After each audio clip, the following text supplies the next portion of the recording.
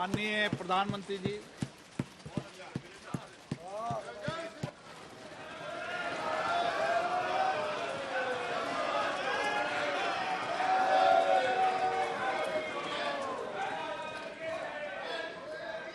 Please आपने बहिष्कार कर रखा है ना, तो आप जाइए प्लीज। ओके, प्लीज बैठ जाइए।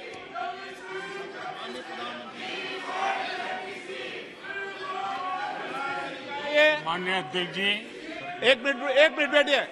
क्या तरीका है बैठे बैठे नारेबाजी करने की? ये तरीका है आप लोगों का? पहले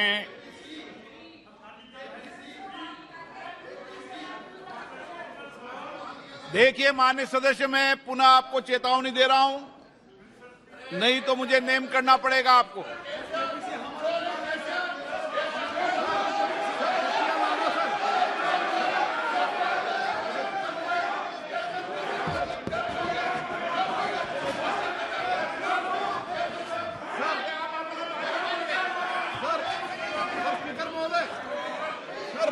तटिया लाना बिल्कुल गलत है सर, तो उनको नेम कर दीजिए सर, हमारा आग्रह है आपसे सर। माननीय नेता, मैं आपसे आग्रह कर रहा हूं, आपके सदस्यों को समझा लिए, तख्तियां लेकर सदन में नहीं आए। आपने कहा था कि हम बहिष्कार करेंगे, तो आप अपनी बात पर कायम रहें। पिछले 3 दिन से कर रहा था साहब, हम लोग का डिमांड है जेपीसी को करने के लिए, जेपीसी डालने के लिए, और जेपीसी नहीं डाल रहे थे साहब। अभी हम लोग जो है ना प्रधानमंत्री जी का सामने भी हम लोग को जो ये मुद्दा को रखना चाहता था, आपका सामने भी रखा है और हाउस का सामने भी रखा है। अभी हम लोग जो है ना सर इस बात से जो है ना हम लोग वॉकआउट कर रहे हैं। ओके,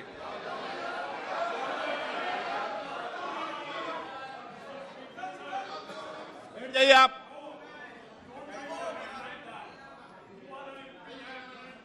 ओके, माननीय प्रधानमंत्री जी।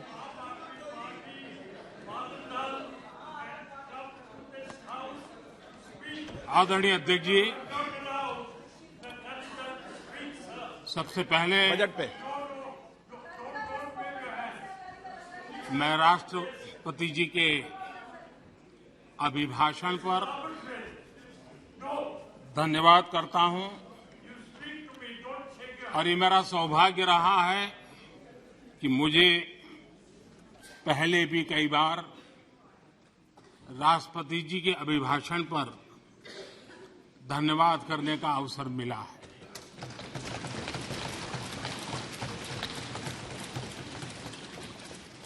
लेकिन इस बार मैं धन्यवाद के साथ साथ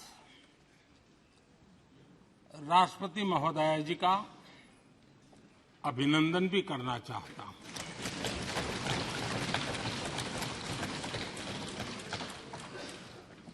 अपने विजनरी भाषण में राष्ट्रपति जी ने हम सबको और करोड़ों देशवासियों को मार्गदर्शन किया है। गणतंत्र के मुखिया के रूप में उनकी उपस्थिति ऐतिहासिक भी है और देश की कोटि कोटि बहन बेटियों के लिए बहुत बड़ा प्रेरणा का अवसर भी। आदरणीय राष्ट्रपति महोदया ने आदिवासी समाज का गौरव तो बढ़ाया ही है, लेकिन आज आजादी के इतने सालों के बाद आदिवासी समाज में जो गौरव की अनुभूति हो रही है, उनका जो आत्मविश्वास बढ़ा है,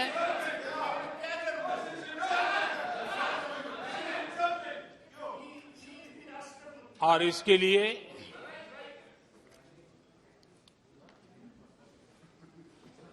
ये सदन भी और देश भी उनका आभारी हूं। राष्ट्रपति जी के भाषण में संकल्प से सिद्धि तक की यात्रा का बहुत बढ़िया तरीके से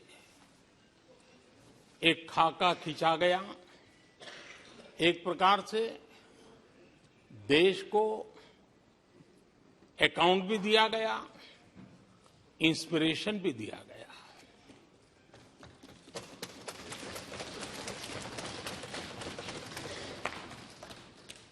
आदरणीय अध्यक्ष जी, यहां पर सभी माननीय सदस्यों ने इस चर्चा में हिस्सा लिया। हर किसी ने अपने अपने आंकड़े दिए, अपने अपने तर्क दिए और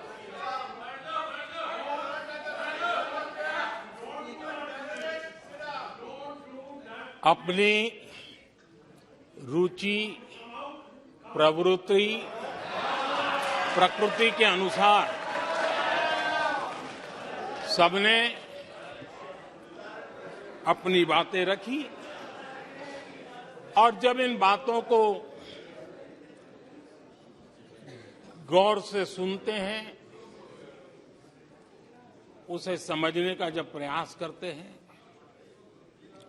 तो ये भी ध्यान में आता है कि किसकी कितनी क्षमता है, किसकी कितनी योग्यता है, किसकी कितनी समझ है और किसका क्या इरादा है। ये सारी बातें प्रकट होती ही हैं और देश भली भांति तरीके से उसका मूल्यांकन भी करता है।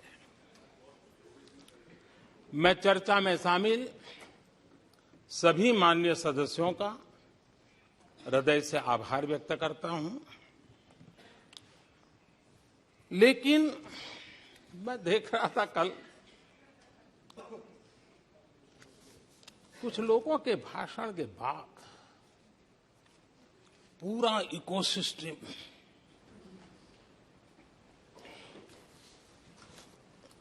समर्थक उछल रहे थे और खुश होकर के कहने लगे, ये हुई है। सदस्य, मैं अंतिम बार बोल रहा हूं, आप सीट पर बैठे बैठे नहीं बोले, आप वरिष्ठ सदस्य हैं और कोई शब्दों को नहीं गलत।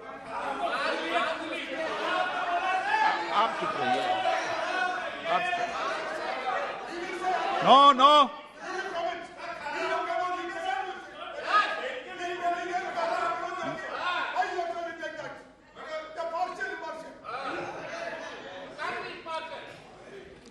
पूरा इकोसिस्टम उछल रहा था और कुछ लोग तो खुश होकर के कह रहे थे, ये हुई ना बात,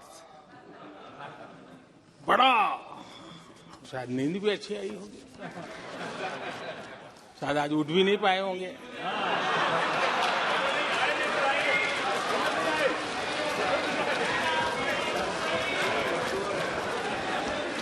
और ऐसे लोगों के लिए कहा गया है, बहुत अच्छे ढंग से कहा गया है, ये कह कह करके हम, ये कह कह कर हम दिल को बहला रहे हैं, ये कह कह के हम दिल को बहला रहे हैं। वो अब चल चुके हैं, वो अब चल चुके हैं, वो अब आ रहे हैं। माननीय अध्यक्ष जी, जब राष्ट्रपति जी का भाषण हो रहा था, कुछ लोग कन्नी भी काट गए और एक बड़े नेता महामहिम राष्ट्रपति जी का अपमान भी कर चुके हैं। जनजातीय समुदाय के प्रति, प्लीज प्लीज आपको पूरा नफरत भी मौका दिखाई प्लीज दी है प्लीज और हमारे जनजातीय समाज के प्रति उनकी सोच क्या है।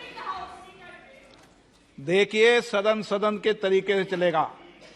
आप लोग बोले थे, सबने सुना था, कोई डिस्टर्बेंस नहीं हो। नो, गलत। लेकिन जब इस प्रकार की बातें टीवी के सामने कही गई तो भीतर पड़ा हुआ जो नफरत का भाव था, जो सच, वो बाहर आके ही रह गया। ये खुशी है। ठीक है, बाद में चिट्ठी लिख करके बचने की कोशिश तो की गई है। माननीय अध्यक्ष जी, जब राष्ट्रपति जी के भाषण पर चर्चा मैं सुन रहा था तो मुझे लगा कि बहुत सी बातों को मौन रह कर भी स्वीकार किया गया है। यानी एक प्रकार से सबके भाषण में सुनता था तब लगा कि राष्ट्रपति जी के भाषण के प्रति किसी को इतराज नहीं है, किसी ने उसकी आलोचना नहीं की। भाषण की हर बात, अब देखिए क्या कहा है राष्ट्रपति जी ने, मैं उन्हीं के शब्द कोट करता हूं। राष्ट्रपति जी ने अपने भाषण में कहा था, जो भारत कभी अपनी अधिकांश समस्याओं के समाधान के लिए दूसरों पर निर्भर था, वही आज दुनिया की समस्याओं के समाधान का माध्यम बन रहा है। राष्ट्रपति जी ने यह भी कहा था, जिन मूल सुविधाओं के लिए देश की एक बड़ी आबादी ने दशकों तक इंतजार किया, वे इन वर्षों में उसे मिली है। बड़े बड़े घोटालों, सरकारी योजनाओं में भ्रष्टाचार की जिन समस्याओं से देश मुक्ति चाहता था, वह मुक्ति अब देश को मिल रही है। पॉलिसी पैरालिसिस की चर्चा से बाहर आकर आज देश और देश की पहचान तेज विकास और दूरगामी दृष्टि से लिए गए फैसलों के लिए हो रही है। ये पैराग्राफ जो मैं पढ़ रहा हूं, वो राष्ट्रपति जी के भाषण के पैराग्राफ को मैं कोट कर रहा हूं। और मुझे आशंका थी कि ऐसी बातों पर यहां जरूर इतराज करने वाले तो कुछ लोग निकलेंगे, वो विरोध करेंगे कि ऐसा कैसे बोल सकते हैं राष्ट्रपति जी। लेकिन मुझे खुशी है, किसी ने विरोध नहीं किया, सबने स्वीकार किया, सबने स्वीकार किया। और माननीय अध्यक्ष जी, मैं 140 करोड़ देशवासियों का आभारी हूं कि सबके प्रयास के परिणाम आज इन सारी बातों को पूरे सदन में स्वीकृति मिली है। इससे बड़ा गौरव का विषय क्या हो। आदरणीय अध्यक्ष जी, सदन में हंसी मजाक, टीका टिप्पणी, नोक-झोंक, ये तो होता रहता है। लेकिन ये नहीं भूलना चाहिए कि आज राष्ट्र के रूप में गौरवपूर्ण अवसर हमारे सामने खड़े हैं। गौरव के क्षण हम जी रहे हैं। राष्ट्रपति जी के पूरे भाषण में जो बातें हैं, वो 140 करोड़ देशवासियों के सेलिब्रेशन का अवसर है। देश ने सेलिब्रेट किया है। माननीय अध्यक्ष जी, 100 साल में आई हुई ये भयंकर बीमारी, महामारी, दूसरी तरफ युद्ध की स्थिति, बटा हुआ विश्व, इस स्थिति में भी, इस संकट के माहौल में भी देश को जिस प्रकार से संभाला गया है, देश जिस प्रकार से संभला है, इससे पूरा देश आत्मविश्वास से भर रहा है, गौरव से भर रहा है। आदरणीय अध्यक्ष जी, चुनौतियों के बिना जीवन नहीं होता है। चुनौतियां तो आती हैं, लेकिन चुनौतियों से ज्यादा सामर्थ्यवान है 140 करोड़ देशवासियों का जज्बा। 140 करोड़ देशवासियों का सामर्थ्य चुनौतियों से भी ज्यादा मजबूत है, बड़ा है और सामर्थ्य से भरा हुआ है। इतनी बड़ी भयंकर महामारी, बटा हुआ विश्व, युद्ध के कारण हो रहे विनाश, अनेकों देशों में अस्थिरता का माहौल है। कई देशों में भीषण महंगाई है, बेरोजगारी, खाने पीने का संकट, और हमारे अड़ोस पड़ोस में भी जिस प्रकार से हालत बने हुई है, ऐसी स्थिति में माननीय अध्यक्ष जी, कौन हिंदुस्तानी इस बात पे गर्व नहीं करेगा कि ऐसे समय में भी देश दुनिया की 5वीं बड़ी अर्थव्यवस्था बना है।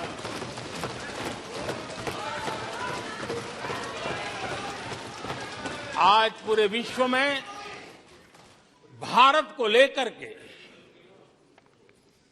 पॉजिटिविटी है, एक आशा है, भरोसा है। और माननीय अध्यक्ष जी, ये भी खुशी की बात है कि आज भारत को विश्व के समृद्ध देश ऐसे G20 समूह की अध्यक्षता का अवसर भी मिला। ये देश के लिए गर्व की बात है। ये देश के लिए गर्व की बात है। 140 करोड़ देशवासियों के लिए गौरव की बात है। लेकिन मुझे लगता है, पहले मुझे नहीं लगता था, लेकिन अभी लग रहा है शायद इससे भी कुछ लोगों को दुख हो रहा है। 140 करोड़ देशवासियों में किसी को दुख नहीं हो सकता है। वो आत्मनिरीक्षण करे, वो कौन लोग हैं जिसको इसका भी दुख हो रहा है। माननीय अध्यक्ष जी,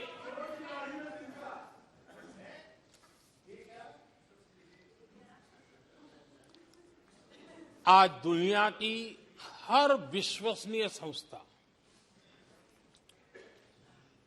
सारे एक्सपर्ट्स जो वैश्विक प्रवाहों को बहुत गहराई से अध्ययन करते हैं,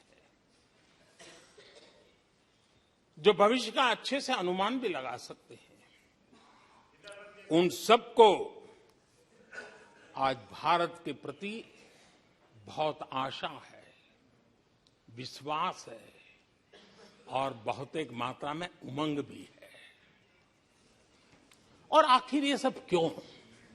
ऐसे ही तो नहीं है। आज पूरी दुनिया भारत की तरफ इस प्रकार से बड़ी आशा की नजरों से क्यों देख रही है? इसके पीछे कारण है। इसका उत्तर छिपा है भारत में आई स्थिरता में, भारत की वैश्विक साख में, भारत के बढ़ते सामर्थ्य में और भारत में बन रही नई संभावनाओं में। माननीय अध्यक्ष जी, हमारी रोजमर्रा की जिंदगी में जो बातें हो रही है, उसी को मैं अगर शब्दबद्ध करूं, और कुछ बातें उदाहरण से समझाने की कोशिश करूं। अब आप देखिए, भारत में एक 2-3 दशक अस्थिरता के रहे, आज स्थिरता है, पॉलिटिकल स्टेबिलिटी है, स्टेबल गवर्नमेंट भी है और डिसिसिव गवर्नमेंट है।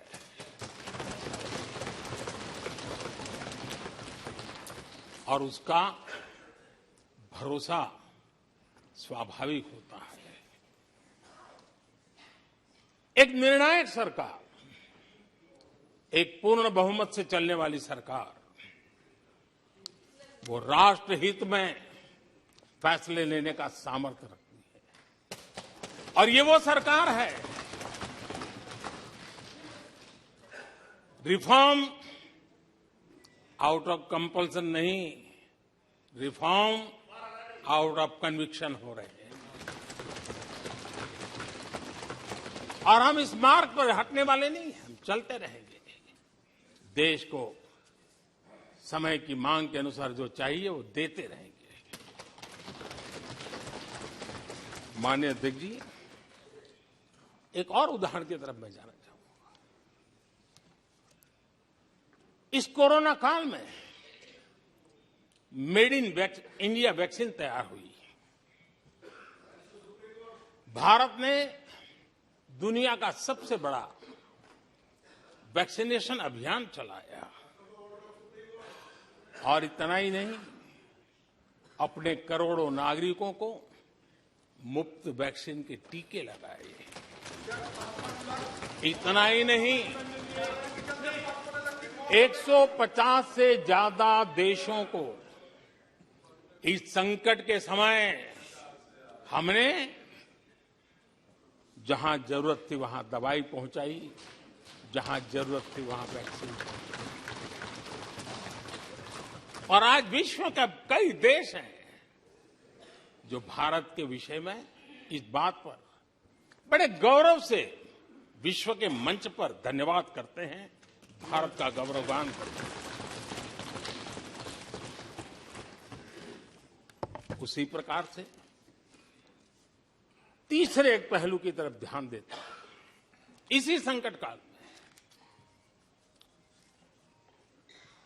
आज भारत का डिजिटल इंफ्रास्ट्रक्चर, जिस तेजी से डिजिटल इंफ्रास्ट्रक्चर ने अपनी एक ताकत दिखाई है, एक आधुनिकता की तरफ बदलाव किया है, पूरा विश्व इसका अध्ययन कर रहा है। मैं पिछले दिनों G20 समिट में बाली में था। डिजिटल इंडिया की चारों तरफ वाहवाही हो रही थी और बहुत क्यूरियोसिटी थी कि देश कैसे कर रहा है। कोरोना काल में दुनिया के बड़े बड़े देश, समृद्ध देश, अपने नागरिकों को आर्थिक मदद पहुंचाना चाहते थे, नोटें छापते थे, बांटते थे, लेकिन बांट नहीं पाते थे। ये देश हैं जो एक फ्रिक्शन ऑफ सेकंड में लाखों करोड़ों रुपए देशवासियों के खाते में जमा करवा देता है। हजारों करोड़ रुपए ट्रांसफर हो जाते हैं। एक समय था छोटी छोटी टेक्नोलॉजी के लिए देश तरसता था। आज देश में बहुत बड़ा फर्क महसूस हो रहा है। टेक्नोलॉजी के क्षेत्र में देश बड़ी ताकत के साथ आगे बढ़ रहा है।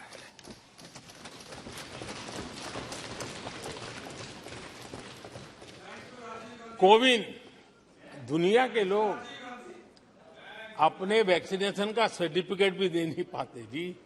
आज वैक्सीन लो, हमारे मोबाइल फोन पर हमारा सर्टिफिकेट दूसरी सेकंड पे अवेलेबल है। ये ताकत हमने दिखाई है। माननीय अध्यक्ष जी, भारत में नई संभावनाएं हैं। दुनिया को सशक्त वैल्यू और सप्लाई चेन, उसमें आज पूरी दुनिया ने कोरोना कालखंड ने सप्लाई चेन के मुद्दे पर दुनिया को हिला के रख दिया है। आज भारत उस कमी को पूरने की ताकत के साथ आगे बढ़ रहा है। कईयों को ये बात समझना बहुत देर लग जाएगी। भारत आज इसी दिशा में एक मैन्युफैक्चरिंग हब के रूप में उभर रहा है और दुनिया भारत की समृद्धि में अपनी समृद्धि देख रही है। माननीय अध्यक्ष जी, निराशा में डूबे हुए कुछ लोग इस देश की प्रगति को स्वीकार ही नहीं कर पा रहे हैं। उन्हें भारत के लोगों की उपलब्धियां नहीं दिखती है। अरे 140 करोड़ देशवासियों के पुरुषार्थ और प्रयास का परिणाम है, जिसके कारण आज दुनिया में डंका बजना शुरू हुआ है। उन्हें भारत के लोगों के पुरुषार्थ और परिश्रम से प्राप्त उपलब्धियां उनको नजर नहीं आ रही हैं। माननीय अध्यक्ष जी, पिछले 9 वर्ष में भारत में 90,000 स्टार्टअप्स और आज स्टार्टअप की दुनिया में हम दुनिया में तीसरे नंबर पर पहुंच गए। एक बहुत बड़ा स्टार्टअप इकोसिस्टम आज देश के टायर 2, टायर 3 सिटीज में भी पहुंच चुका है। हिंदुस्तान के हर कोने में पहुंचा है। भारत के युवा सामर्थ्य की पहचान बनता जा रहा है। माननीय अध्यक्ष जी, इतने कम समय में और कोरोना के विकट कालखंड में 108 यूनिकॉर्न बने हैं और एक यूनिकॉर्न का मतलब होता है उसकी वैल्यू 6-7 हजार करोड़ से ज्यादा होती है। ये इस देश के नौजवानों ने करके दिखाया। माननीय अध्यक्ष जी, आज भारत दुनिया में मोबाइल मैन्युफैक्चरिंग में दुनिया में दूसरा बड़ा देश बन गया है। घरेलू विमान यात्री डोमेस्टिक एयर ट्रैफिक में आज विश्व में हम तीसरे नंबर पर पहुंच चुके हैं। एनर्जी कंजम्पशन प्रगति के एक मानदंड माना जाता है। आज भारत एनर्जी कंजम्पशन में दुनिया में एक कंज्यूमर के रूप में तीसरे नंबर पर हम पहुंच चुके हैं। रिन्यूएबल एनर्जी की कैपेसिटी में हम दुनिया में चौथे नंबर पर पहुंच चुके हैं। स्पोर्ट्स कभी हमारी कोई पूछ नहीं होती थी, कोई पूछता नहीं था। आज स्पोर्ट्स की दुनिया में हर स्तर पर भारत के खिलाड़ी अपना रुतबा दिखा रहे हैं, अपना सामर्थ्य दिखा रहे हैं।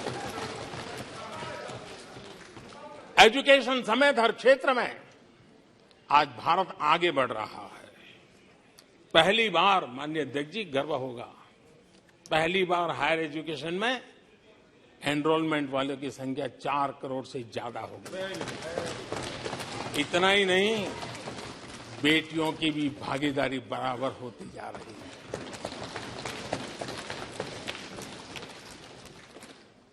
देश में इंजीनियरिंग हो, मेडिकल कॉलेज हो, प्रोफेशनल कॉलेजेस हो, उसकी संख्या बहुत तेजी से बढ़ रही है।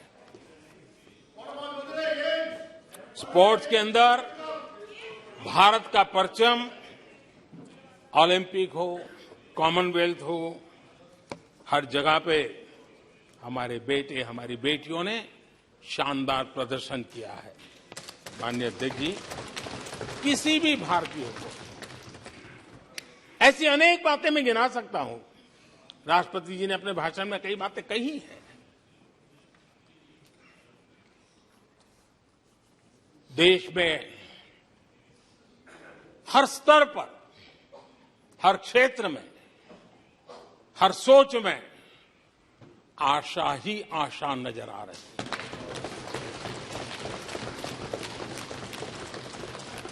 एक विश्वास से भरा हुआ देश है, सपने और संकल्प लेकर के चलने वाला देश है। लेकिन यहां कुछ लोग ऐसे निराशा में डूबे हैं, ऐसे निराशा में डूबे हैं। काका हाथरसी ने एक बड़ी मजेदार बात कही थी।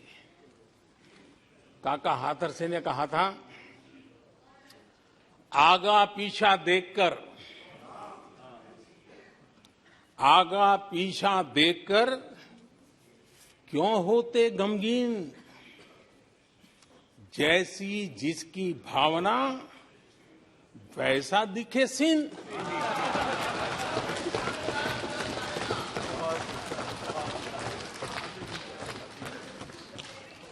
आदरणीय अध्यक्ष जी, आखिर ये निराशा भी ऐसे नहीं आई है। इसके पीछे कारण है। एक तो जनता का हुक्म, बार बार हुक्म, लेकिन साथ साथ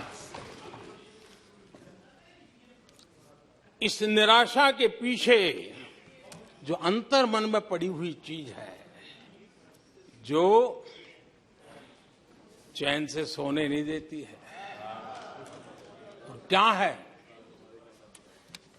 पिछले 10 साल में 2014 के पहले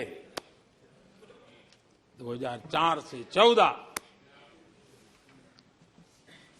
भारत की अर्थव्यवस्था खस्ता हाल हो गई। निराशा नहीं होगी तो क्या होगा? 10 साल में महंगाई डबल डिजिट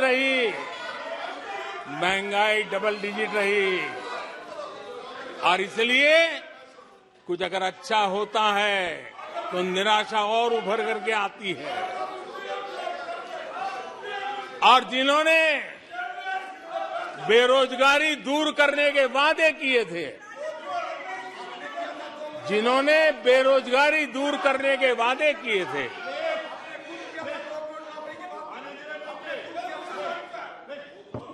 माननीय अध्यक्ष जी, एक बार जंगल में 2 नौजवान शिकार करने के लिए गए और वो गाड़ी में अपनी बंदूक नीचे उतार करके थोड़ा टहलने लगे। उन्होंने सोचा कि थोड़ा अभी आगे चलना है तो थोड़ा जरा हाथ पैर ठीक कर ले, लेकिन गए थे तो बाघ का शिकार करने के लिए, और उन्होंने देखा आगे जाएंगे तो बाघ मिलेगा। लेकिन हुआ ये कि वहीं पर बाघ दिखाई दिया। अभी नीचे उतरे थे, अपनी गाड़ी में बंदूक वहीं पड़ी थी। बाघ दिखा, अब करे क्या? तो उन्हें लाइसेंस दिखाया कि मेरे पास बंदूक का लाइसेंस है।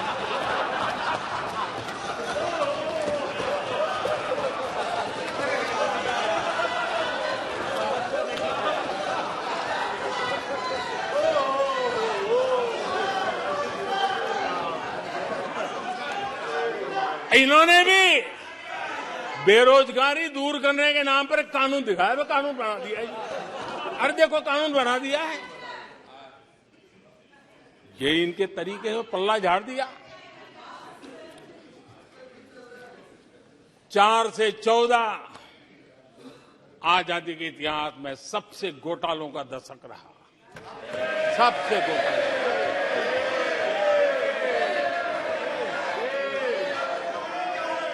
वही 10 साल, यूपीए के वो 10 साल, कश्मीर से कन्याकुमारी,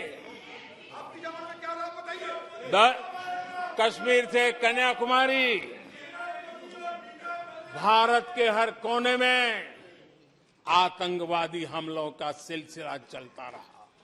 10 साल हर नागरिक असुरक्षित था।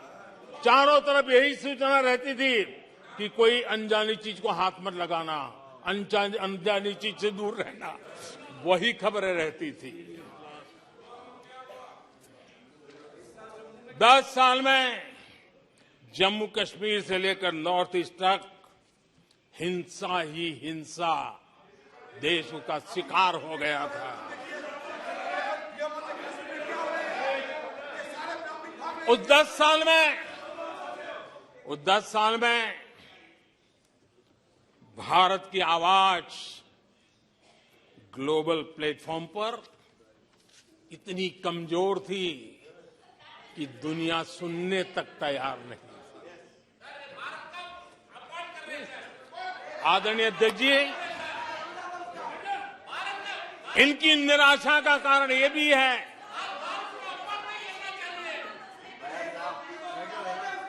आज जब देश की क्षमता का परिचय हो रहा है, 140 करोड़ देशवासियों का सामर्थ्य खिल रहा है, खुल करके सामने आ रहा है। लेकिन देश का सामर्थ्य तो पहले भी था, लेकिन 4 से लेकर 14 तक इन्होंने वो अवसर गंवा दिया। आज यूपीए की पहचान बन गई, हर मौके को मुसीबत में पलट दिया, हर मौके को मुसीबत में पलट दिया। जब टेक्नोलॉजी इंफॉर्मेशन का युग बड़ी तेजी से बढ़ रहा था, उछल रहा था, उसी समय ये 2G में फंसे रहे, मौका मुसीबत में। सिविल न्यूक्लियर डील हुआ, जब सिविल न्यूक्लियर डील की चर्चा थी, तब ये कैश फॉर वॉट में फंसे रहे। ये खेल चले। आदरणीय अध्यक्ष जी, 2010 में कॉमनवेल्थ गेम्स हुए, भारत को दुनिया के सामने भारत की युवा सामर्थ्य को प्रस्तुत करना एक बहुत बड़ा अवसर था, लेकिन फिर मौका मुसीबत में, और CWG घोटाले में पूरा देश दुनिया में बदनाम हो गया। आदरणीय अध्यक्ष जी,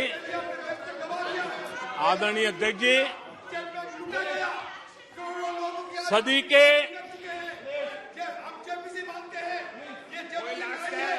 के दूसरे दशक में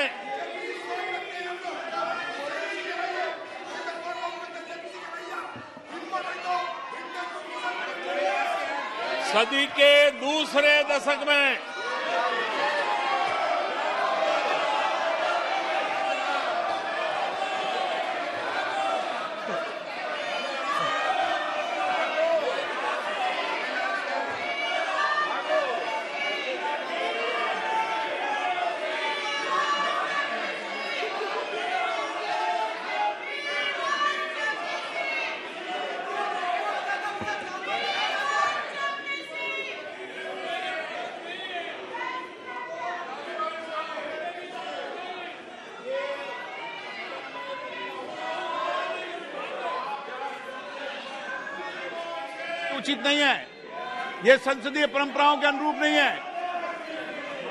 आप बिना तथ्यों के बोलते हैं और फिर सुनते नहीं हैं। प्लीज बैठिए। नो,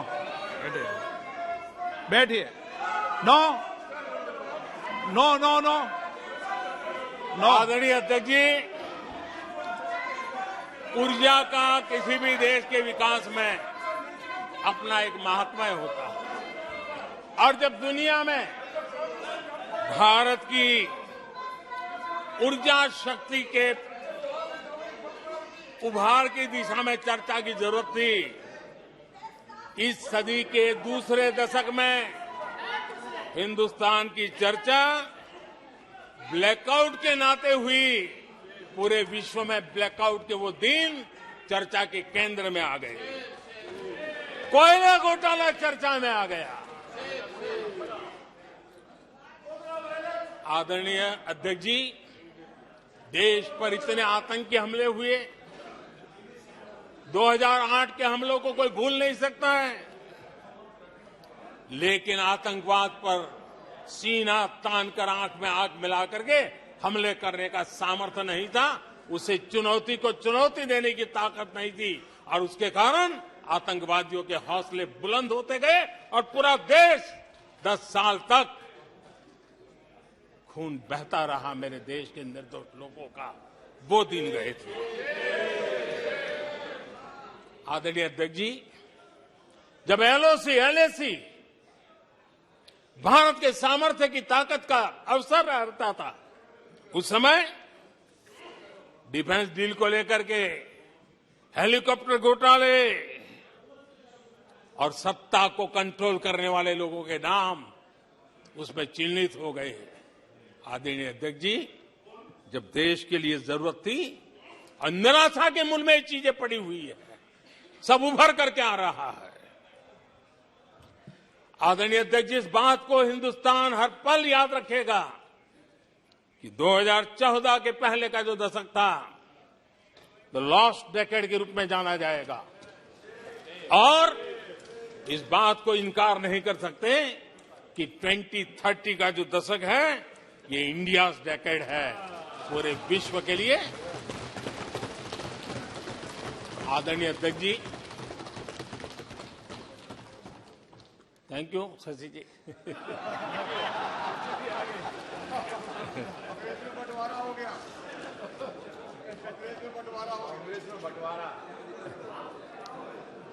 आदरणीय अध्यक्ष जी,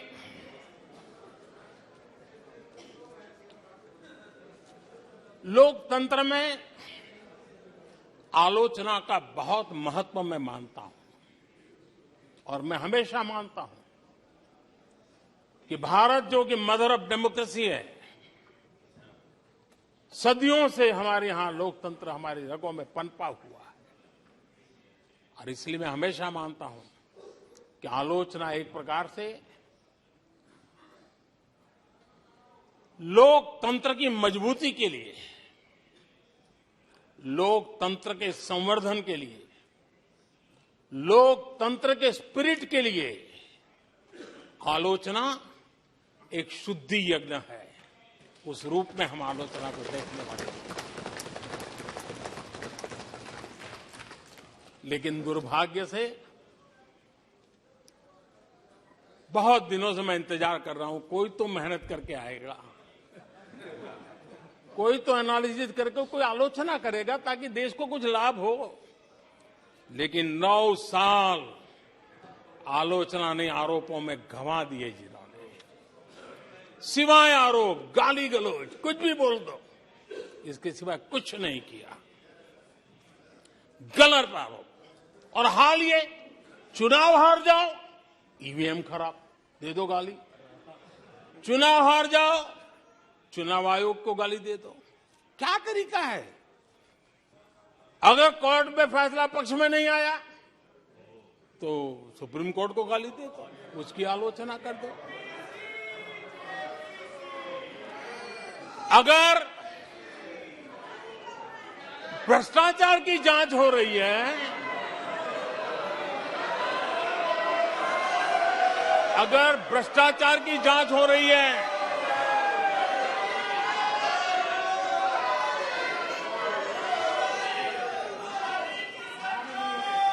माननीय अध्यक्ष जी, अगर भ्रष्टाचार की जांच हो रही है तो जांच एजेंसियों को गाली दो।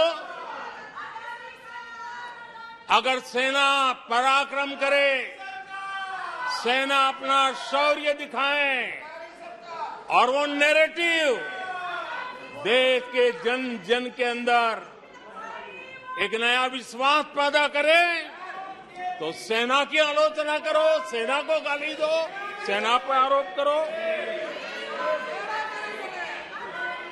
कभी आर्थिक देश की प्रगति की खबरें आए, आर्थिक प्रगति की चर्चा हो, विश्व के सारे संस्थान भारत के आर्थिक गौरवगान करे, तो यहां से निकलो, आरबीआई को गाली दो, भारत के आर्थिक संस्थानों को गाली दो।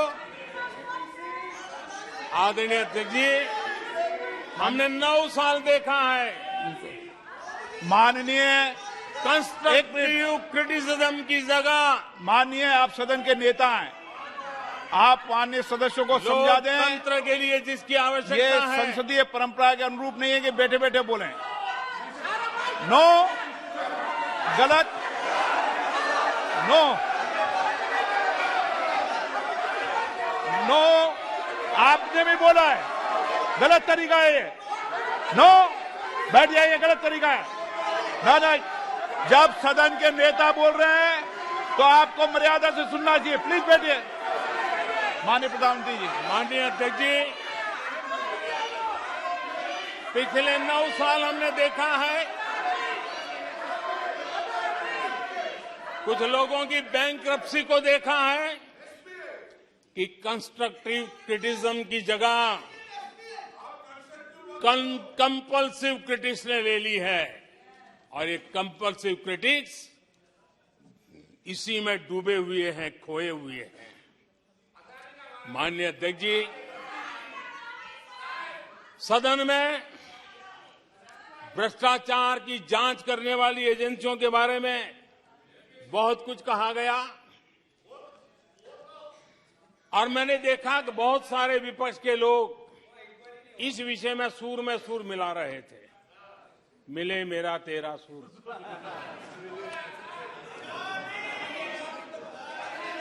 आदरणीय अध्यक्ष जी, मुझे लगता था देश की जनता देश के चुनाव के नतीजे ऐसे लोगों को जरूर एक मंच पर लाएंगे, लेकिन वो तो हुआ नहीं। लेकिन इन लोगों ने ईडी का धन्यवाद करना चाहिए कि ईडी के कारण ये लोग एक मंच पे आए हैं। ईडी ने एक लोगों को एक मंच पर ला दिया है।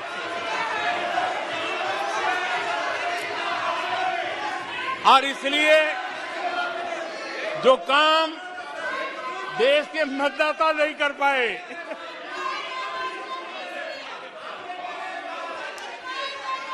आदरणीय अध्यक्ष जी, मैं कई बार सुन रहा हूं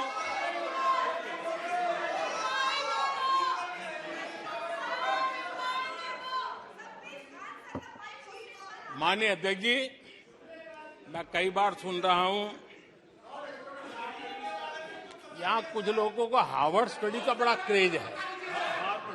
हार्वर्ड स्टडी है, बड़ा क्रेज है। कोरोना काल में ऐसा ही कहा गया था, और कांग्रेस ने कहा था कि भारत की बर्बादी पर हार्वर्ड में केस स्टडी होगी, ऐसा कहा था।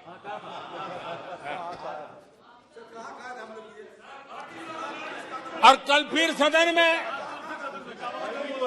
हार्वर्ड यूनिवर्सिटी में स्टडी की बात कल फिर हुई। लेकिन माननीय अध्यक्ष जी, बीते वर्षों में माननीय अध्यक्ष जी, बीते वर्षों में हार्वर्ड में एक बहुत बढ़िया स्टडी हुई है, बहुत इंपॉर्टेंट स्टडी हुई है। और उस स्टडी है, उसका टॉपिक क्या था मैं जरूर सदन को बताना चाहूंगा, और ये स्टडी हो चुकी है। स्टडी है the rise and decline of India's Congress party. ये स्टडी हो चुका है,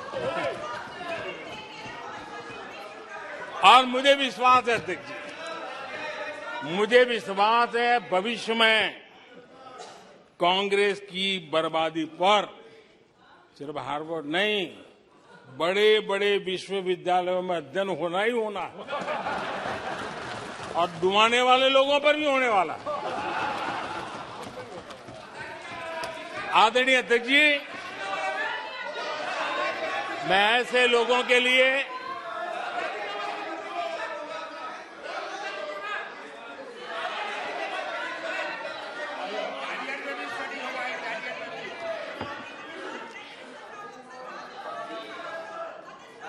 आदरणीय अध्यक्ष जी, इस प्रकार के लोगों के लिए दुष्यंत कुमार ने बहुत बढ़िया बात कही है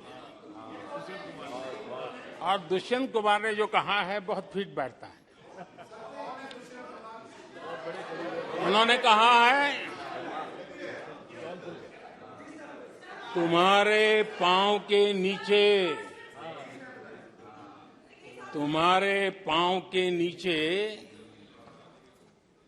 कोई जमीन नहीं, तुम्हारे पांव के नीचे कोई जमीन नहीं। कमाल ये है कि फिर भी तुम्हें यकीन नहीं।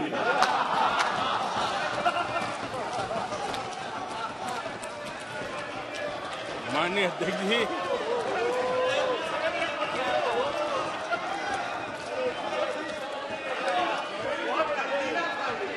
आदरणीय अध्यक्ष जी, सुनो फिर। आदरणीय अध्यक्ष जी, ये लोग बिना सर पैर की बातें करने के आदी होने के कारण उनको ये भी याद नहीं रहता है कि वो खुद का कितना कॉन्ट्राडिक्शन कहते हैं। कभी एक बात, कभी दूसरी बात, कभी एक तरफ, कभी दूसरी तरफ। हो सकता है वो आत्मचिंतन करके खुद के अंदर जो विरोधाभास है उसको भी तो ठीक करेंगे। अब 2014 से ये लगातार कोस रहे हैं, हर मौके पर कोस रहे हैं, भारत कमजोर हो रहा है, भारत की कोई सुनने को तैयार नहीं है, भारत की दुनिया में कोई वजूद नहीं रहा, न जाने क्या क्या कहा। और अब क्या कह रहे हैं? अब कह रहे हैं कि भारत इतना मजबूत हो गया है कि दूसरे देशों को दबकाकर फैसले करवा रहा है।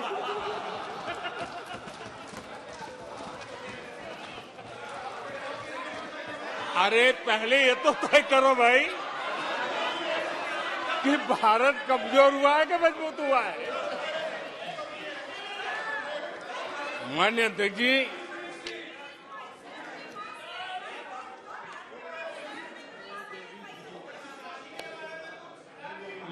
जी, कोई भी जीवंत संगठन होता है,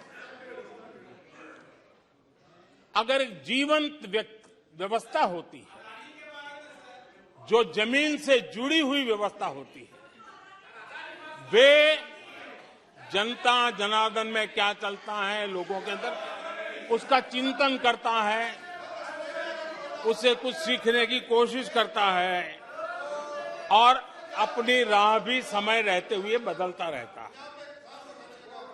लेकिन जो अहंकार में डूबे होते हैं, जो बस सब कुछ हम ही को ज्ञान है, सब हमारा ये सही है, ऐसी जो सोच में जीते हैं,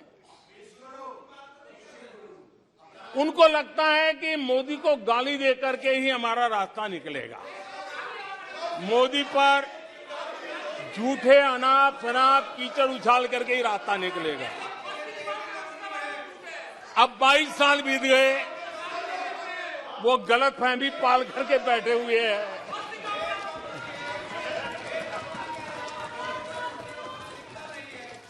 आदरणीय अध्यक्ष जी,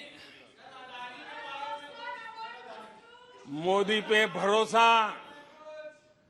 अखबार की सुर्खियों से पैदा नहीं हुआ है। मोदी पे ये भरोसा टीवी पर चमकते चेहरों से नहीं हुआ है। जीवन खपा दिया है, पल पल खपा दी है, देश के लोगों के लिए खपा दी है, देश के उज्जवल भविष्य के लिए खपा दी है।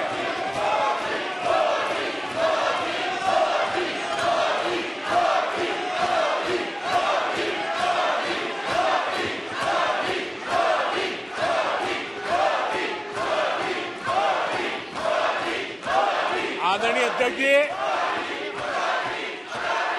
आदरणीय अध्यक्ष जी,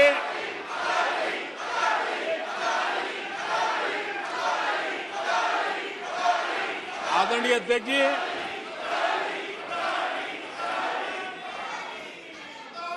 जो देशवासियों का मोदी पर भरोसा है, ये इनकी समझ के दायरे से बाहर है और समझ के दायरे से भी काफी ऊपर है। क्या ये झूठे आरोप लगाने वालों पर मुफ्त राशन प्राप्त करने वाले मेरे देश के 80 करोड़ देशवासी क्या कभी उन पर भरोसा करेंगे क्या? आदरणीय अध्यक्ष जी, one nation one ration card देश भर में कहीं पर भी गरीब से गरीब को भी जब राशन मिल जाता है, वो आपकी झूठी बातों पर, आपके गलत गलीच आरोपों पर कैसे भरोसा करेगा? आदरणीय अध्यक्ष जी, जिस किसान के खाते में साल में 3 बार पीएम किसान सम्मान निधि के 11 करोड़ किसानों के खाते में पैसा जमा होते हैं, वो आपकी गालियां, आपके झूठे आरोपों पर विश्वास कैसा करेगा? आदरणीय अध्यक्ष जी, जो कल फुटपाथ पर जिंदगी जीने के लिए मजबूर था, जो झुग्गी झोपड़ी में जिंदगी बसर करता था, ऐसे 3 करोड़ से ज्यादा लोगों को पक्के घर मिले हैं। उनको तुम्हारी ये गालियां, ये तुम्हारे झूठी बातें क्यों वो भरोसा करेगा? अध्यक्ष जी, आदरणीय अध्यक्ष जी, 9 करोड़ लोगों को मुफ्त गैस का कनेक्शन मिला है, वो आपकी झूठ को कैसे स्वीकार करेगा? 11 करोड़ बहनों को इज्जत घर मिला है, शौचालय मिला है, वो आपके झूठ को कैसे स्वीकार करेगा? आदरणीय अध्यक्ष जी, आजादी के 75 साल बीत गए, 8 करोड़ परिवारों को आज नल से जल मिला है, वो माताएं तुम्हारे झूठ को कैसे स्वीकार करेगी? तुम्हारी गलतियों को, गालियों को कैसे स्वीकार करेगी? आयुष्मान भारत योजना से 2 करोड़ परिवारों को मदद पहुंची है, जिंदगी बच गई है उनकी। मुसीबत के समय मोदी काम आया है, तुम्हारी गालियां को वो कैसे स्वीकार करेगा? कैसे स्वीकार करेगा? आदरणीय अध्यक्ष जी, आपकी गालियां, आपके आरोपों को इन कोटि आदरणीय अध्यक्ष जी, आपकी गालियों को, आपके आरोपों को इन कोटि भारतीयों से होकर के गुजरना पड़ेगा,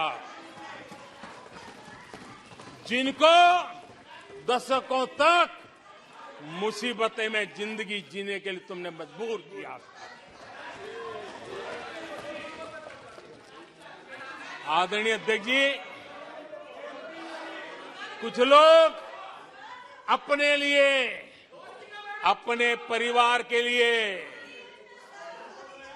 बहुत कुछ तबाह करने पर लगे हुए हैं, अपने लिए, अपने परिवार के लिए जी रहे हैं। मोदी तो 25 करोड़ देशवासियों के परिवार का सदस्य है।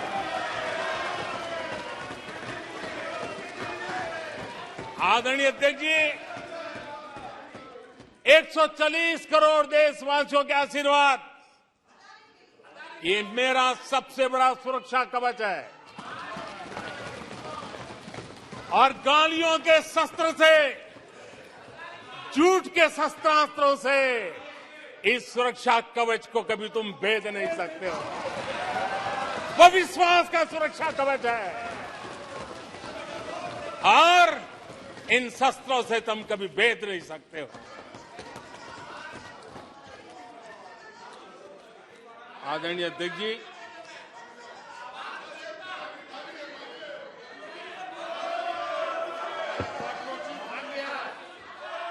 आने सदस्य प्लीज। नहीं नहीं, ये तरीका उचित नहीं है आपका, कोई तरीका उचित नहीं है। नो, इस तरीके से सदन नहीं चलेगा, मैं आपको बता देता हूं। नो, तरीका गलत है। बैठिए बैठिए। क्या सदन है, संसद है, बैठकर टिप्पणी करते हैं? सदन के नेता बोलते हैं जब कुछ शांत रखा करो, मर्यादा रखा करो चीजों की।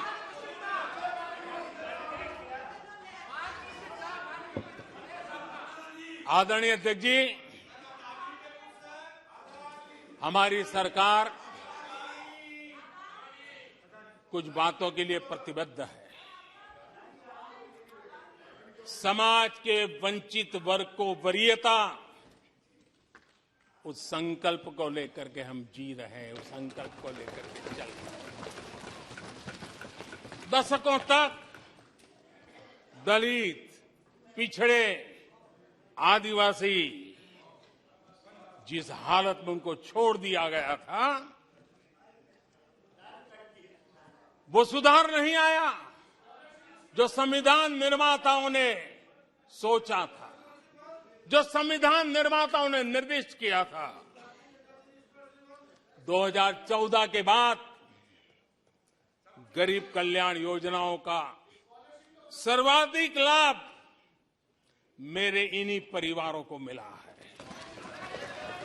दलित, पिछड़ों, आदिवासी की बस्तियों में पहली बार, मानिए थे कि पहली बार बिजली पहुंची है। मीलों तक पानी के लिए जाना पड़ता था, पहली बार नल से जल पहुंच रहा है, इन परिवारों में पहुंच रहा है। माननीय अध्यक्ष जी,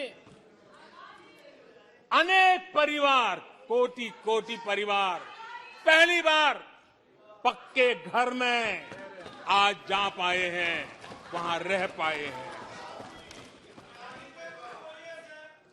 आदरणीय अध्यक्ष जी, जो बस्तियां आपने छोड़ दी थी, आपके लिए चुनाव के समय ही जिसकी याद आती थी, आज सड़क हो, बिजली हो, पानी हो, इतना ही नहीं 4G कनेक्टिविटी भी वहां पहुंच रही है।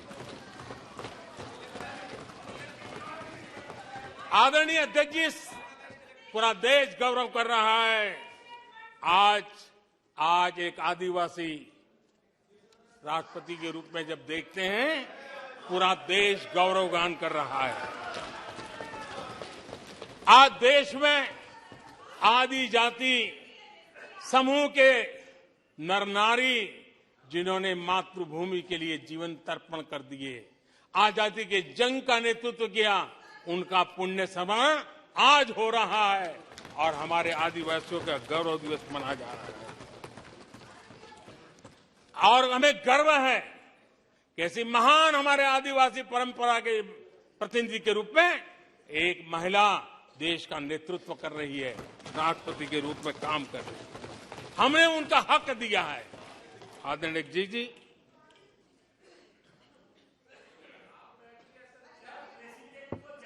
आदरणीय अध्यक्ष जी, हम पहली बार देख रहे हैं। एक बात ये भी सही है, हम सबका समान अनुभव है, सिर्फ मेरा ही ऐसा है ऐसा नहीं, आपका भी है। हम सब जानते हैं कि जब मां सशक्त होती है तो पूरा परिवार सशक्त होता है।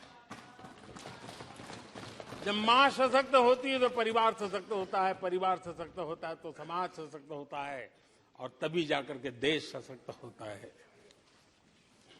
और मुझे संतोष है कि माताएं, बहनों, बेटियों को सबसे ज्यादा सेवा करने का सौभाग्य हमारी सरकार को मिला है। हर छोटी मुसीबत को दूर करने का प्रामाणिक पूर्वक प्रयास किया है। बड़ी संवेदनशीलता के साथ उस पर हमने ध्यान केंद्रित किया है।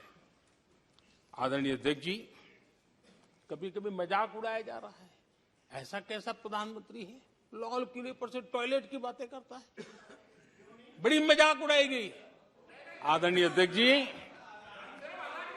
ये टॉयलेट, ये इज्जतघर, इन मेरी माताओं बहनों की क्षमता, उनकी सुविधा, उनका सुरक्षा का सम्मान करने वाली बात है। इतना ही नहीं मानिए अध्यक्ष जी, जब मैं सैनिटरी पैड की बात करता हूं तो लोगों को लगता है अरे प्रधानमंत्री ऐसे विजय में क्यों जाते हैं। माननीय अध्यक्ष जी, सैनिटरी पैड्स के अभाव में गरीब बहन बेटियों के अपमान सहती थी, बीमारियों का शिकार हो जाती थी।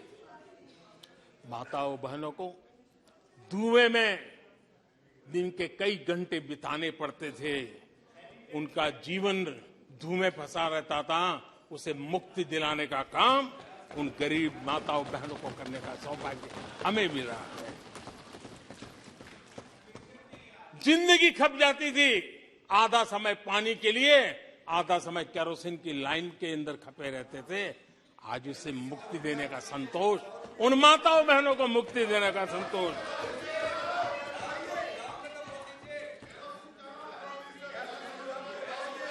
माननीय अध्यक्ष जी, जो पहले चलता था, अगर वैसा ही हम चलने देते, शायद कोई हमें सवाल भी नहीं पूछता कि मोदी जी ये क्यों नहीं किया, वो क्यों नहीं किया, क्योंकि देश को आपने ऐसी स्थिति में ला दिया था कि इससे बाहर निकल ही नहीं सकता था।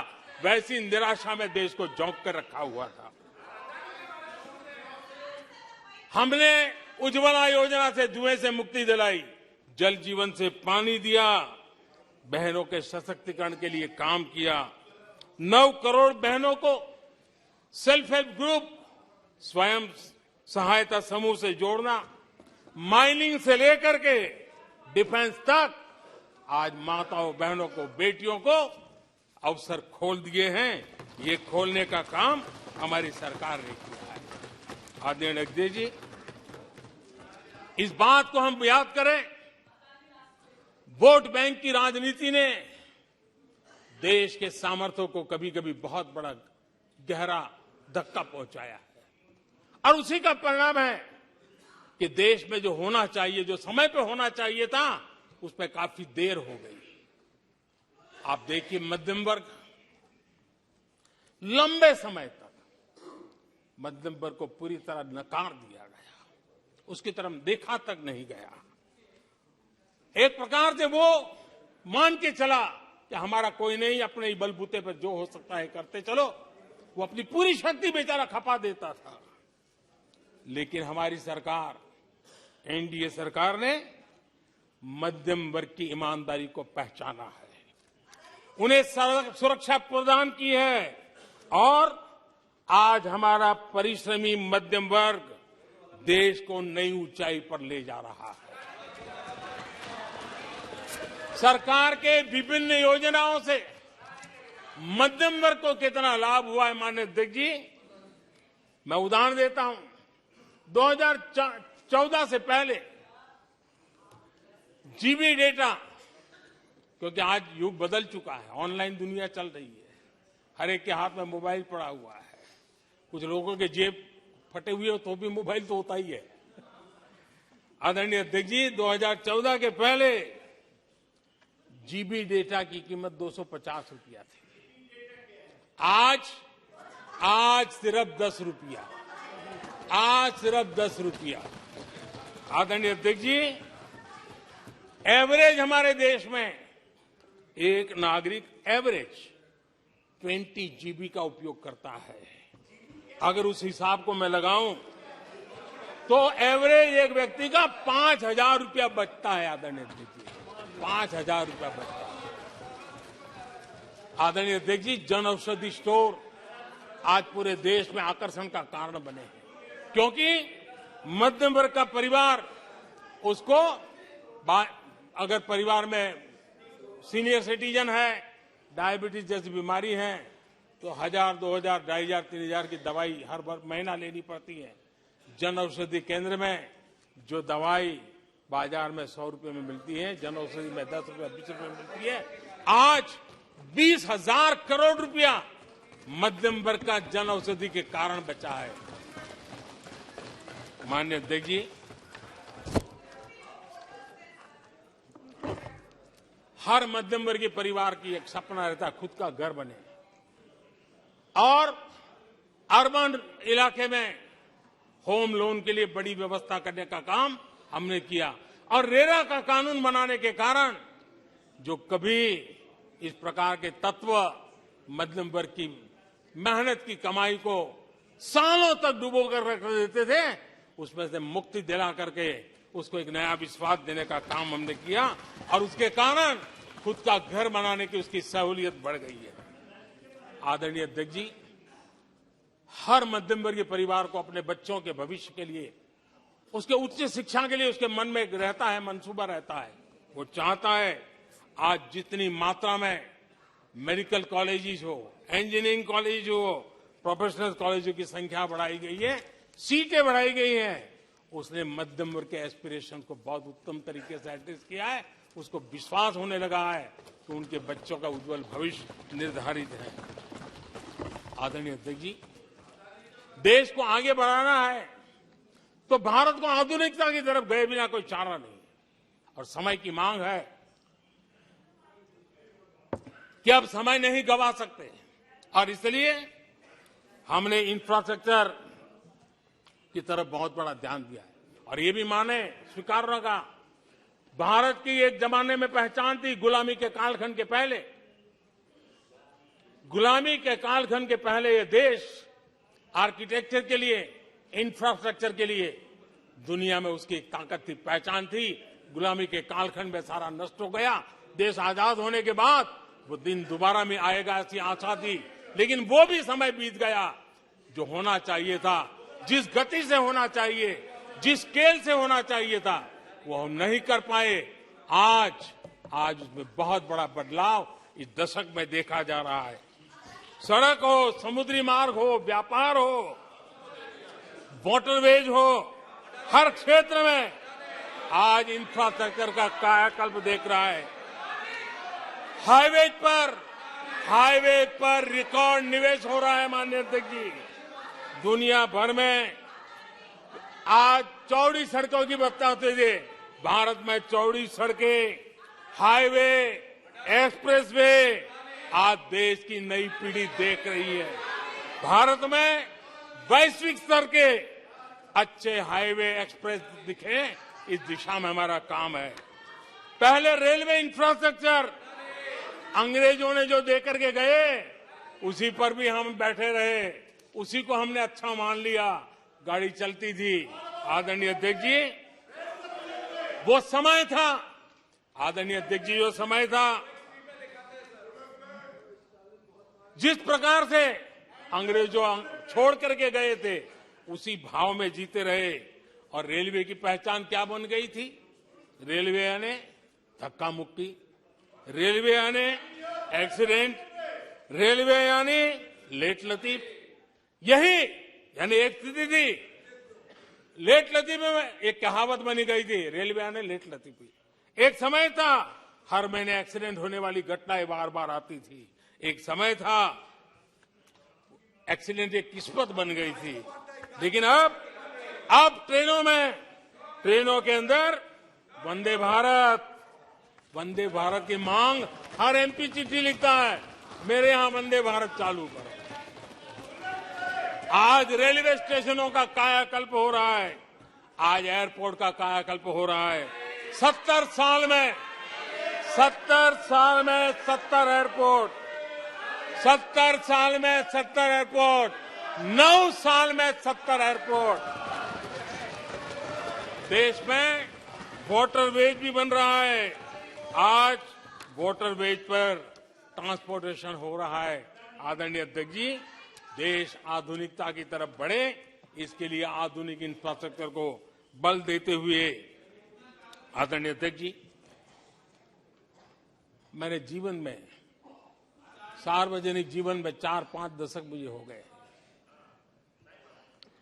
और मैं हिंदुस्तान के गांवों से गुजरा हुआ इंसान, 4-5 दशक तक उसमें से एक लंबा कालखंड परिव्राजक के रूप में बिताया है।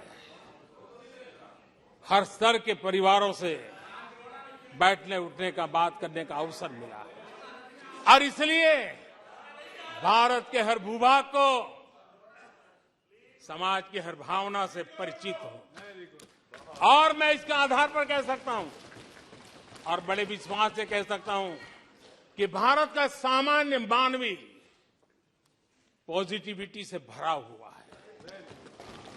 सकारात्मकता उसके स्वभाव का, उसके संस्कार का हिस्सा है। भारतीय समाज नेगेटिविटी को सहन कर लेता है, स्वीकार नहीं करता। ये उसकी प्रकृति नहीं। भारतीय समुदाय का स्वभाव खुशमिजाज है, स्वप्नशील समाज है, सत्कर्म के रास्ते पर चलने वाला समाज है, सृजन कार्य से जुड़ा हुआ समाज है।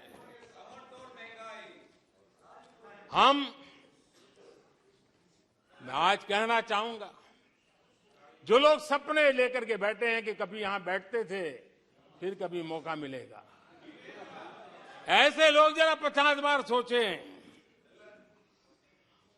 अपने तौर तरीकों पर जरा पुनर्विचार करें।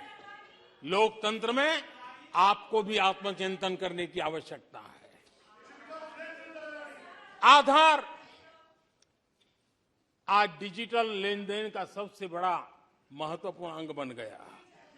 आपने उसको भी निराधार करके रख दिया था, अब उसके भी पीछे पड़ गए थे। उसको भी रोकने के लिए कोर्ट कचहरी तक को छोड़ा नहीं था। जीएसटी को न जाने क्या क्या कह दिया गया, पता नहीं, लेकिन आज हिंदुस्तान की अर्थव्यवस्था को और सामान्य मानवी को जीवन सुगम बनाने में जीएसटी ने एक बहुत बड़ी भूमिका अदा की। वो जमा एचएएल को कितनी गालियां दी गई, किस प्रकार से बड़े बड़े फोरम का मिसयूज किया गया। आज एशिया का सबसे बड़ा हेलीकॉप्टर बनाने वाला हब बन चुका है, जहां से तेजस हवाई जहाज सैकड़ों की संख्या में बन रहे हैं। भारतीय सेना के हजारों करोड़ रुपए का ऑर्डर आज एचएएल के पास है। भारत के अंदर आज वाइब्रेंट डिफेंस इंडस्ट्री आगे आ रही है। आज भारत डिफेंस एक्सपोर्ट करने लगा है। माननीय अध्यक्ष जी, हिंदुस्तान के हर नौजवान को गर्व होता है। निराशा में डूबे हुए लोगों से अपेक्षा नहीं है। आदरणीय अध्यक्ष जी,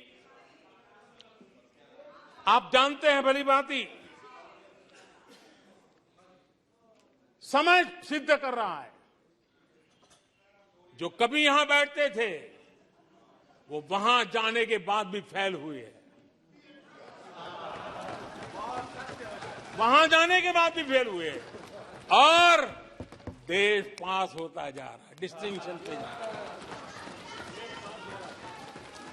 और इसलिए समय की मांग है कि आज निराशा में डूबे हुए लोग थोड़ा स्वस्थ मन रख के आत्मचिंतन करें। आदरणीय अध्यक्ष जी, यहां जम्मू कश्मीर की भी चर्चा हुई, जम्मू कश्मीर की भी चर्चा हुई, और जो अभी अभी जम्मू कश्मीर घूम करके आए, उन्होंने देखा होगा कितने आन बान शान के साथ आप जम्मू कश्मीर में जा सकते हैं, घूम सकते हैं, फिर सकते हैं। आदरणीय अध्यक्ष जी, पिछली शताब्दी के उत्तरार्ध में,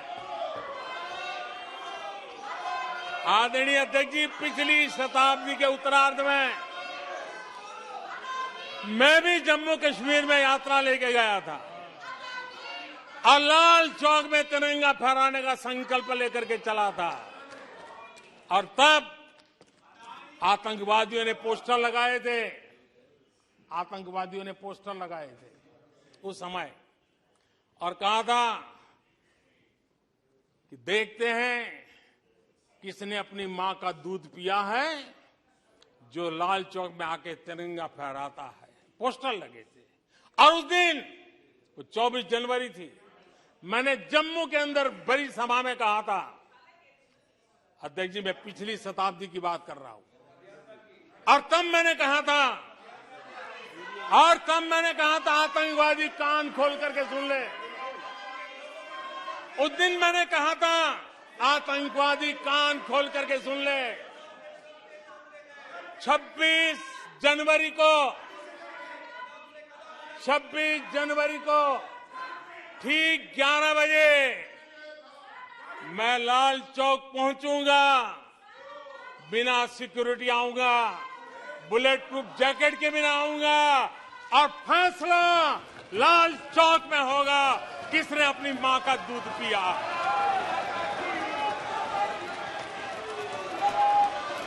वो समय था माननीय अध्यक्ष जी। और जब श्रीनगर के लाल चौक में तिरंगा फहराया, उसके बाद मैंने मीडिया के लोग पूछने लगे, मैंने कहा था कि आमतौर पर तो 15 अगस्त और 26 जनवरी को जब भारत का तिरंगा लहराता है तो भारत के आयुध, भारत के बारूद सलामी देते हैं, आवाज करके देते हैं। मैंने कहा आज जब मैं लाल चौक के अंदर तिरंगा फहरा हूं, दुश्मन देश का बारूद भी सलामी कर रहा है, गोलियां चला रहा था, बंदूकें बम फोड़ रहा था। आदरणीय अध्यक्ष जी, आज जो शांति आई है, आज चैन से जा सकते हैं, सैकड़ों की तादाद में जा सकते हैं। ये माहौल और पर्यटन की दुनिया में कई दशकों के बाद सारे रिकॉर्ड जम्मू कश्मीर ने तोड़े हैं। आज जम्मू कश्मीर में लोकतंत्र का उत्सव मनाया जा रहा है। आदरणीय अध्यक्ष जी, आज जम्मू कश्मीर में हर घर तिरंगा का सफल कार्यक्रम होते हैं। मुझे खुशी है, कुछ लोग हैं जो कभी कहते थे तिरंगे से शांति बिगड़ने का खतरा लगता था, कुछ लोगों को ऐसा कहते थे कि तिरंगे से जम्मू कश्मीर में शांति बिगड़ने का खतरा लगता था। वक्त देखिए, वक्त का मजा देखिए, अब वो भी तिरंगा यात्रा में शरीक हो रहे हैं।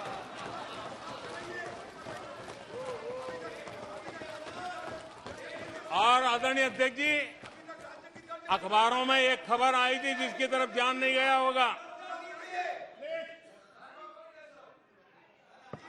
आदरणीय अध्यक्ष जी, उसी समय अखबारों में एक खबर आई थी क्योंकि लोग टीवी में चमकने की कोशिश में लगे थे, लेकिन उसी समय श्रीनगर के अंदर दशकों बाद थिएटर हाउसफुल चल रहे थे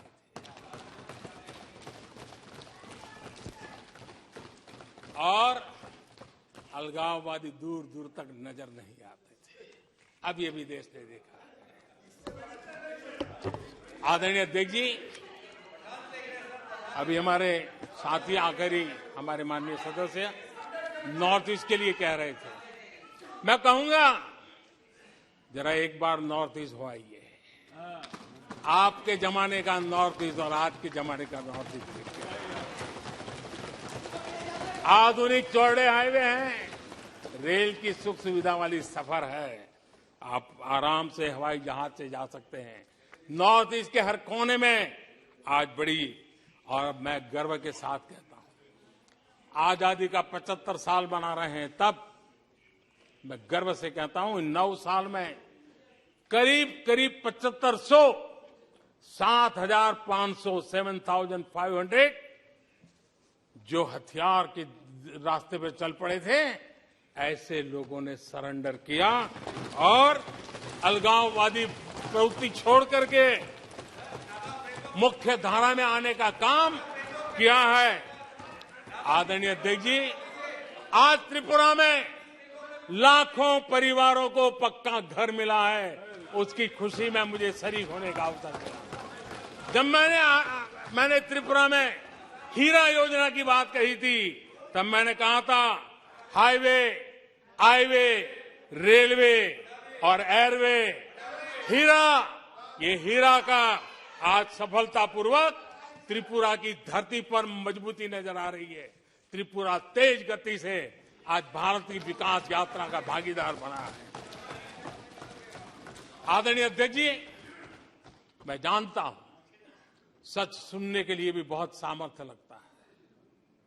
आदरणीय अध्यक्ष जी,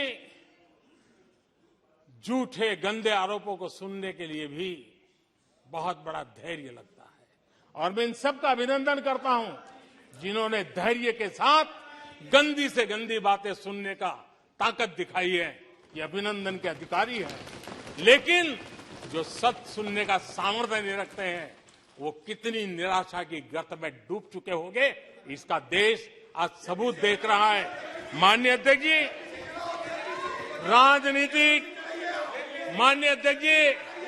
राजनीतिक मतभेद हो सकते हैं, विचारधाराओं में मतभेद हो सकते हैं, लेकिन ये देश अजरा अमर है।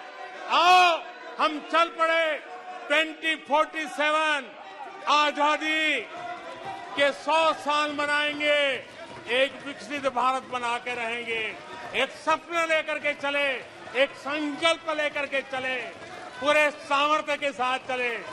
और जो लोग बार बार गांधी के नाम पर रोटी खिलाते हैं, उनको मैं कहना चाहता हूं, एक बार गांधी को पढ़ ले, एक बार महात्मा गांधी को पढ़े। महात्मा गांधी ने कहा था, अगर आप अपने कर्तव्यों को पालन करोगे तो दूसरे के अधिकारों की रक्षा उसमें निहित है। आज कर्तव्य और अधिकार के बीच में भी लड़ाई देख रहे हैं। ऐसी नासमझी शायद देश ने पहली बार देखी होगी। और इसलिए माननीय अध्यक्ष जी, मैं फिर एक बार आदरणीय राष्ट्रपति जी को अभिनंदन करता हूं, राष्ट्रपति जी का धन्यवाद करता हूं। और देश आज यहां से एक नए उमंग, नए विश्वास, नए संकल्प के साथ चल पड़ा है। बहुत बहुत धन्यवाद। धन्यवाद। प्रस्ताव पर सदस्यों के अनेक संशोधन प्रस्तुत प्रस्ताव किए गए। सभा की सहमति हो तो